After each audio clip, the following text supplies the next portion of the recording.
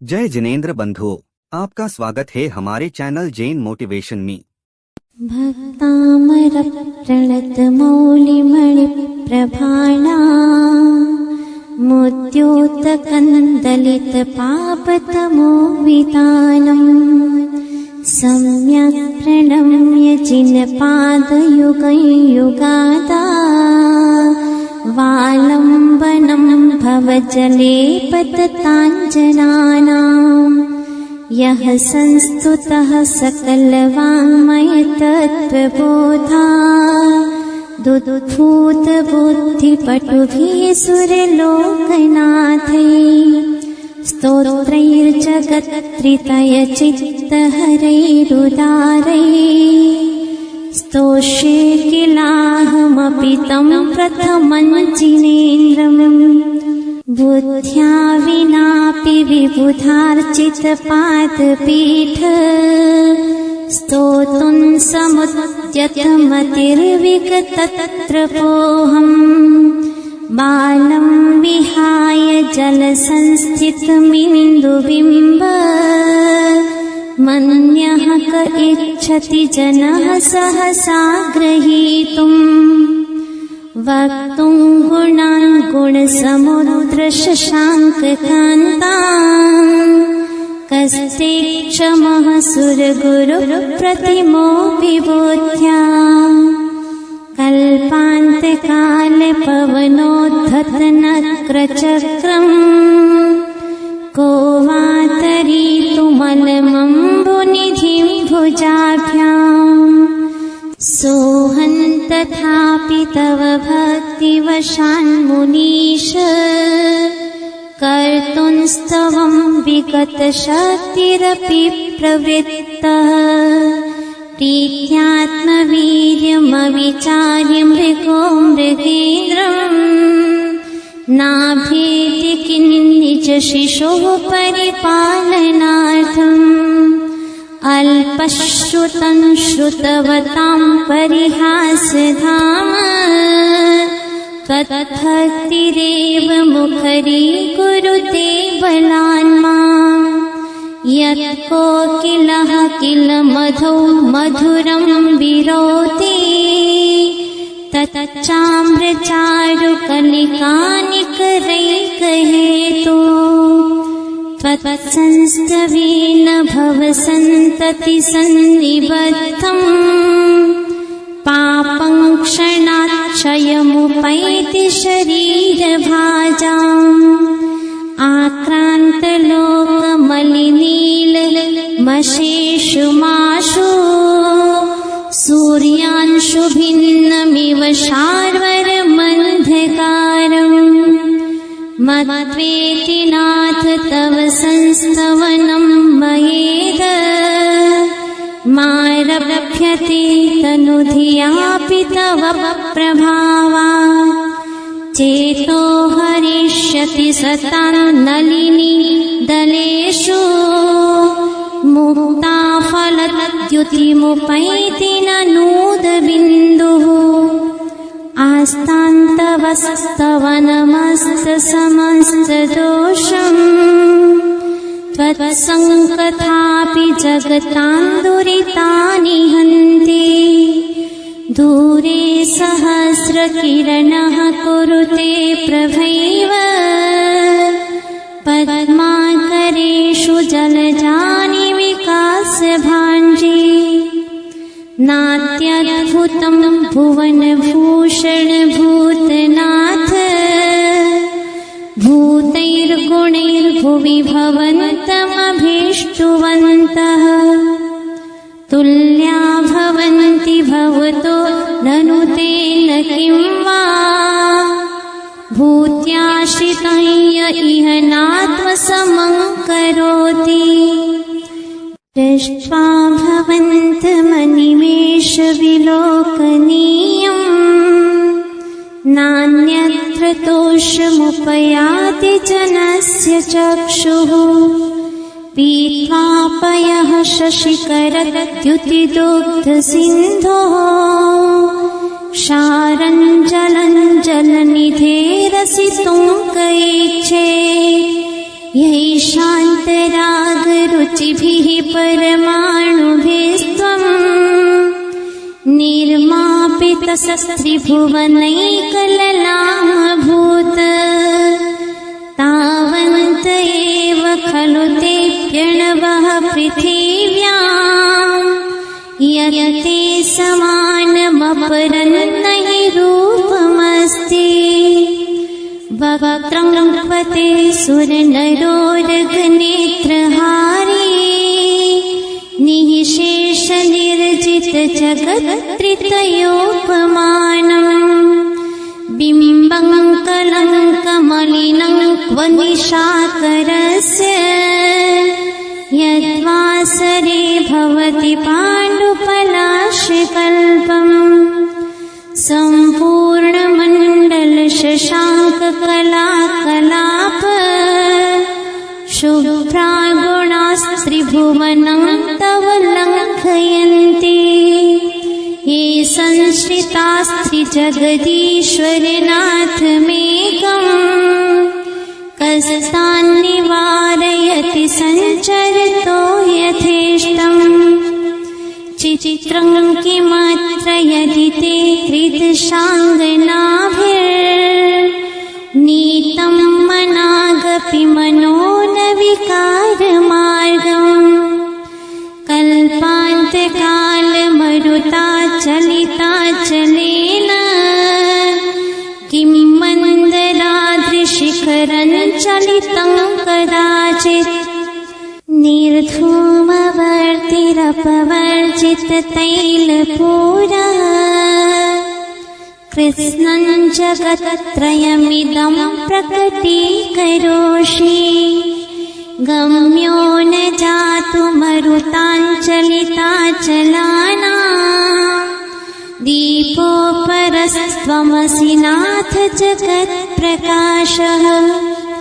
नास्तं कदाचिदुपयासि न राहुगम्यः स्पष्टीकरोषि सहसा युगपज्जगन्ति नाम्भोधरोदरनिरुद्धमहाप्रभावः सूर्यातिशायि महिमासि मुनीन्द्रलोके नित्योदयं दलितमोहमहान्धकारम् गम्यं न राहुवदनस्य न वारिदानाम् विभ्राजते तव मुखाब्जमनल्पकान्ति विद्योतयज्जगदपूर्वशशाङ्खबिम्बम् किं शर्वरीषु शशिना निविवस्वता वा युष्मन्मुखेन्दुदलितेषु तमः सुनाथ निष्पन्नशालि वनशालिनि जीवलोके कार्यं कियज्जलधरे जलभारनम्रे ज्ञानं यथा त्वयि विभाति कृतावकाशम्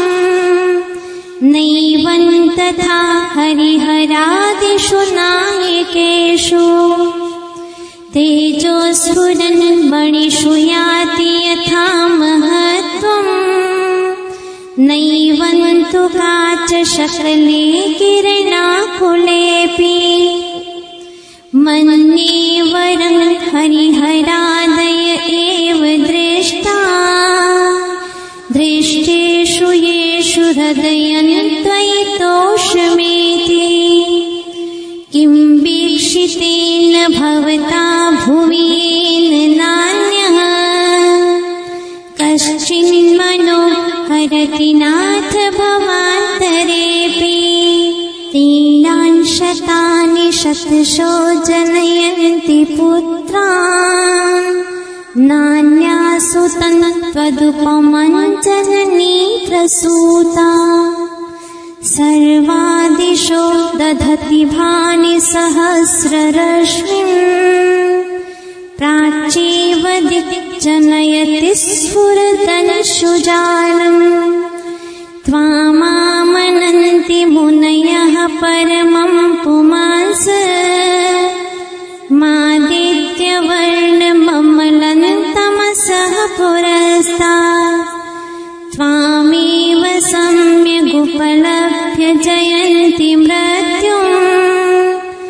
नान्यः शिवः शिवपदस्य मुनीन्द्रपन्था त्वामप्ययं विभुमचिन्त्यमसङ्ख्यमाद्यम् ब्रह्माण्डमीश्वरमनन्तमनङ्गकेतुम् योगीश्वरं विदितयोगमनेकमेकम्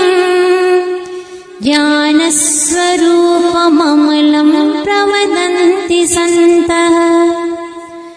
बुद्धस्त्वमेव विबुधार्चितबुद्धिबोधात् त्वं शङ्करोऽसि भुवनत्रयशङ्करत्वात् धातासि धीर शिवमार्गविधेर्विधानात् व्यक्तं त्वमेव भगवन् पुरुषोत्तमोऽसि तुभ्यं नमस्त्रिभुवनार्तिहराय नाथ तुभ्यं नमः क्षितितलामलभूषणाय तुभ्यं नमस्त्रिजगतः परमेश्वराय तुभ्यं नमो जिनभवोदधिशोषणाय को विस्मयोऽत्र यदि नाम गुणैरशेषैस्त्वं संश्रितो निरवकाशतया मुनीश दोषैरुपात्त विविधाश्रयजातगर्वैः स्वप्नान्तरेऽपि न कदाचिदपेक्षितोऽसि उच्चैरशोकतरुसंश्रितमुन्मयोऽथ मा भाति रूपममलं भवतो नितान्तम् स्पष्टोल्लसत्किरणमस्ततमो वितानम् बिम्बं ब्रवेदिव पयोधर पार्श्ववर्ती सिंहासने मणिमयूखशिखा विचित्रे विभ्राजते तव वपुः कनकावदातम् बिम्बं वियत् विलसदंशुलतावितानम् तुङ्गोदयाद्रिशिरसीव सहस्ररश्मिः कुन्दावदात चलचामरचारुशोभम् विभ्राजते तव वपुः कलधौतकान्तम् उद्यच्छ शाङ्कशुचिनिर्झरवारिधार मुच्चैस्तटन् सुरगिरेरिव शातकौम्भम् छत्रत्रयं तव विभाति शशाङ्ककान्त मुच्चैस्थितं स्थगितभानुकरप्रतापम् मुक्ताफलप्रकरजालविवृद्धशोभम् प्रख्यापयत्रिजगतः परमेश्वरत्वम्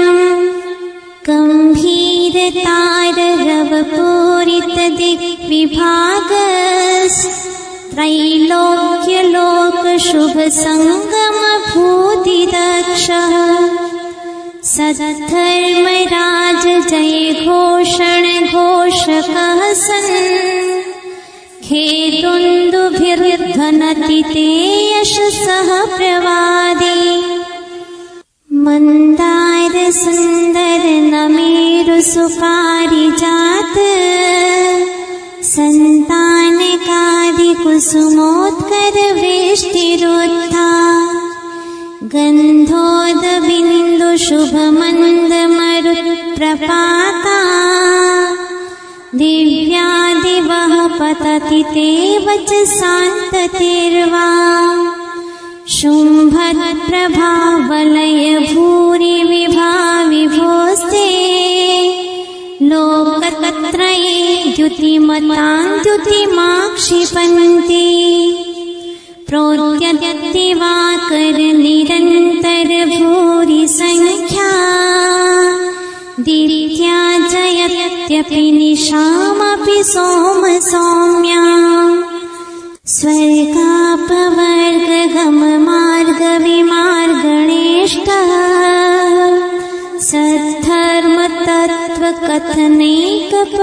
सद्धर्मतत्त्वकथनैकपटुस्त्रिलोक्यः दिव्यत्वनिर्भवति ते विशदार्थ सर्व भाषा स्वभाव परिणाम गुणैः प्रयोज्यः उन्निद्रहे मनव पंकज पुंज कान्ते पर्युल्लसन्नखमयूख शिखाभिरामो पादौ पदानि तव यत्र चिनेन्द्रदत्तः पद्मानि तत्र विबुधाः परिकल्पयन्ति इत्थं यथा तव विभूतिरभुच्चिनेन्द्र धर्मोपदेशन विधो न तथा परस्य यादृक् प्रभा दिनकृतः प्रहतान्धकारा तादृक् कुतो ग्रहगणस्य विकासिनोऽपि चोतन्मदा विलविलोलकपोलमूल मत्तप्रमरनादविवृद्धिकोपम् ऐरावताभमिभमुत्थतमापतन्तम् दृष्ट्वा भयं भवति नो भवदाश्रितानाम् भिन्नेभकुम्भगलदुज्ज्वलशोणितात्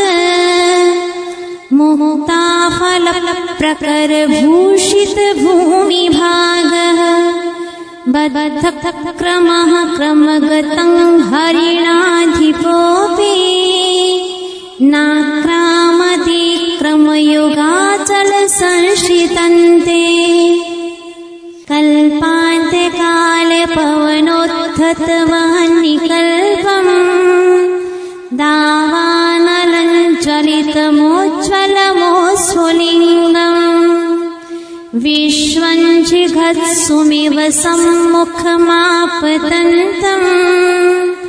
त्वन्नामकीर्तनजलं शमयत्यशेषम् रक्तेक्षणं समदकोकिलकण्ठनीलम् क्रोधोद्धतं फणिनमुत्फणमापतन्तम् आक्रामतिक्रमयुगेण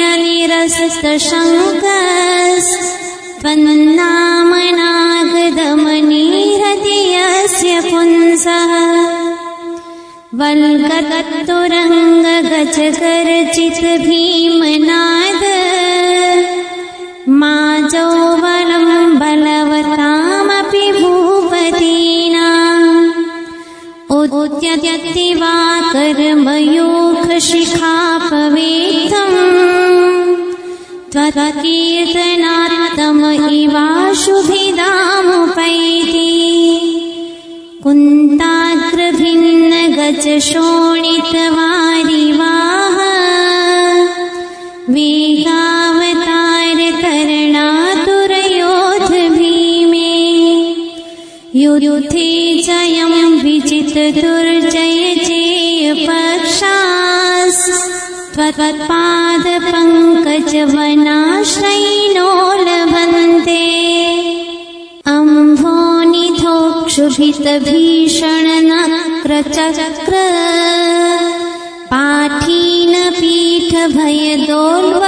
पाठीनपीठभयदोल्वडवाडवाग्नो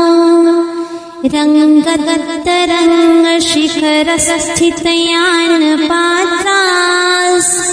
त्रासं विहाय भवतः स्मरणाद् व्रजन्ति उद्भूतभीषणजलोदरभारभूम्नः शोच्यान्दशामुपगताश्च्युतजीविताशाः त्वत्पादपङ्कजरजोऽमृतदीप्तदेहा मर्त्या भवन्ति मकरध्वजतुल्यरूपाः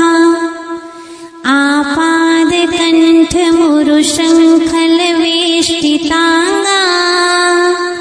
गाढं बृहन्निगडकोटिनिकृष्टजङ्घा त्वन्नाम मन्त्रमनिशं मनुजाः स्मरन्तः सद्यः स्वयं विगतबन्धभया भवन्ति मत्तत्त्विपेन्द्रमृगराजदवानलाहि सङ्ग्रामवारिधिमहोदरबन्धनोत्थम् तस्याशु नाशमुपयाति भयं भियेव यस्तावकंस्तवमिमं मतिमानधीते स्तोत्रस्रजन्तव जिनेन्द्रगुणैर्निबद्धा भक्त्या मया विविधवर्णविचित्रपुष्पा धत्ते जनो य इह कण्ठगता मजस्रम् तं मानतुङ्गमवशासमुपैति